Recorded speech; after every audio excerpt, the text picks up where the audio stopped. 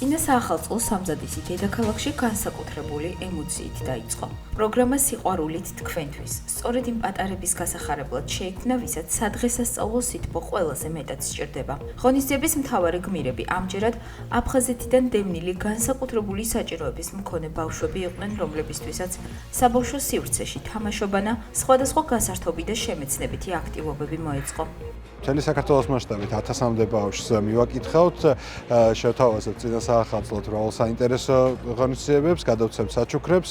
ასთავარი ამ ბავშვებმა უნდა იგრძნონ, რომ აფხაზეთის მთავრობა მათ გვერდითაა, ჩვენ აქ ვართ და ყოველთვის ვეცდებით, რომ მათ წინა საახალწლო ამაზე სახალისო გარემო შევუქმნათ. ბავშვები ძალიან გახარებულები არიან.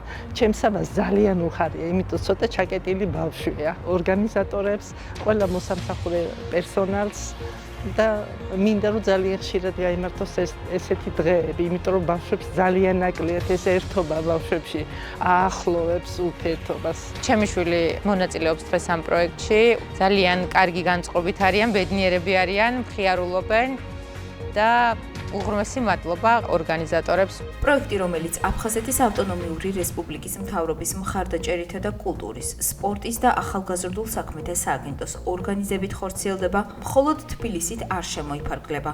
საახალწლო ქარავანი თბილისიდან ბორჯომის, სენაკის, ზუგდიდისა და ბათუმისკენ გაემართება. პროგრამის ფარგლებში მთელი ქვეყნის მასშტაბით 1000-მდე ბავშვი საკუთარ წილ საახალწლო დღესასწაულს მიიღებს.